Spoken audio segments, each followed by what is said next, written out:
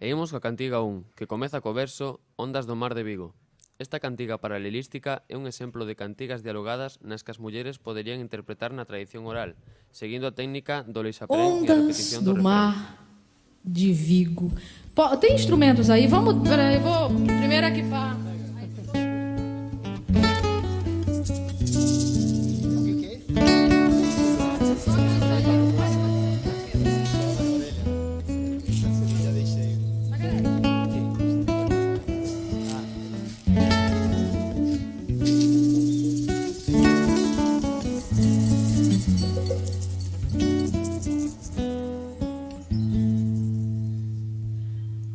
Ondas que eu vim ver, se me souberem dizer por que tarda o meu amigo sem mim, por que tarda o meu amigo? Porque há ondas que eu vim mirar, se me souberem contar por que tarda o meu amigo sem mim. O João tem uma versão. Por que tarda o meu amigo?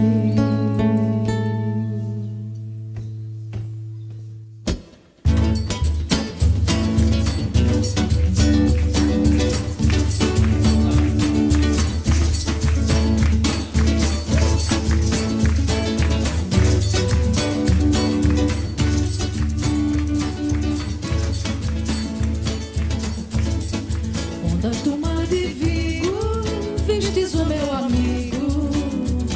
Ai Deus, se ele vier cedo. Ai Deus, se ele vier cedo. Ondas do mar levado, vistes o meu amado. Ai Deus, se ele vier cedo. Ai Deus, se ele vier cedo. Vistes o meu amigo, ele por quem suspiro. Ai Deus, se ele vier cedo. Ai Deus, se ele vier cedo.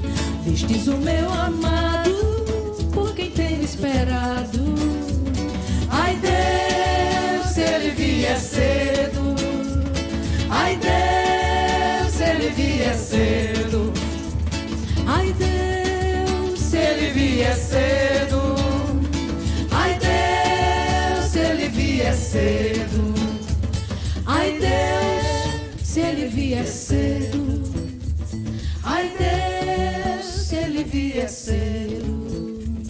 Ai Deus, se ele vier cedo. Ai Deus, se ele vier cedo. Ai Deus, se ele vier cedo.